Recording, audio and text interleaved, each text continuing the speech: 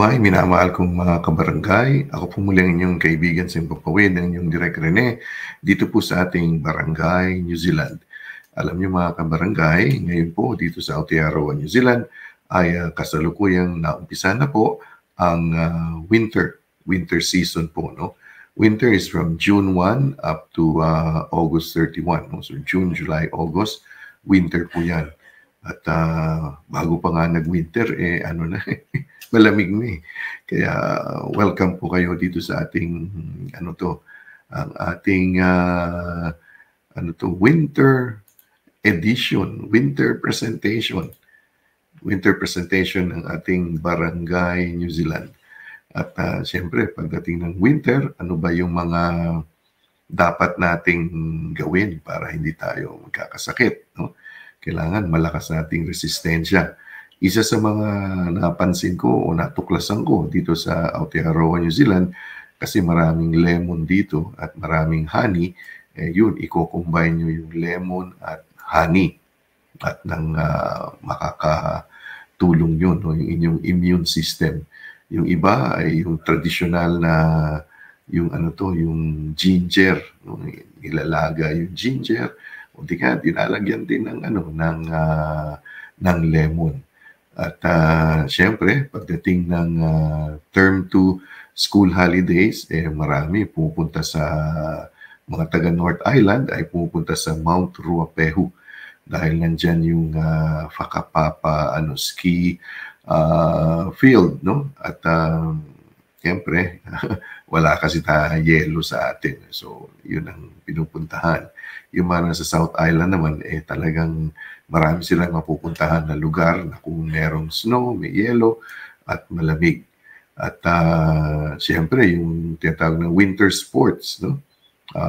Yun din ang mga indoor winter sports, yun ang ginagawa, no? Yung ginagawa pag dating po ng winter. Although sa mga Pinoy, hindi naman nawawala yung basketball. Kahit na anong season yan, talagang all year round, yung basketball, tuloy-tuloy lang ng paglalaro. Kaya, yan po, no? Winter na po, no? So, kailangan alagaan natin ating mga sarili, ating kalusugan, at siyempre, kung tayo ay bubiyahe, no? Maingat po sa pagmamaneho. At doon naman sa mga napapansin ko, nakikita ko yung mga post ng ating mga kabarangay na mangingisda. No? Ingat po sa pangingisda. At alalahanin po natin, no? Na lalong-lalo na yung mga nasa work visa pa lamang, wag ko kayong mag-iinuman pag nangingisda kayo. Tapos gabi, nako, pag kayo'y nahuli, bagansya, nako, yan, baka maapektuhan pa yung inyong yung estado dito, no? So, kung fishing lang. Kung inuman, wag sa kung saan kayo nangingisda. At syempre, ingat din, no? Wag mangisda na mag-isa dahil paiba-iba ang klima ngayong winter.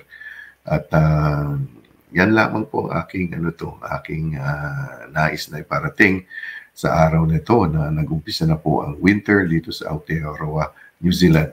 O nga pala, hihingi po sana ako sa inyo ng isang subscription. Subscribe ng isa lang sa ating #BarangayNZ. Yan. 400 na po tayo. Bilang na bilang ko yan. At dagdagan po natin hanggang umabot tayo ng 1,000 o higit. No? So isang subscription. Masaya na ang inyong kaibigan sa Impapawid ng inyong Barangay Big Brother, ang inyong Kuya Rene, ang inyong Direk Rene.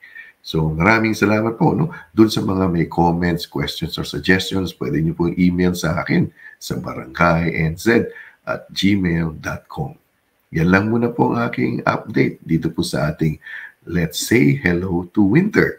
Dito po sa ating Barangay NZ podcast, ang ating #BarangayNZ. Maraming salamat. Thank you. Take care and God bless. Goodbye for now.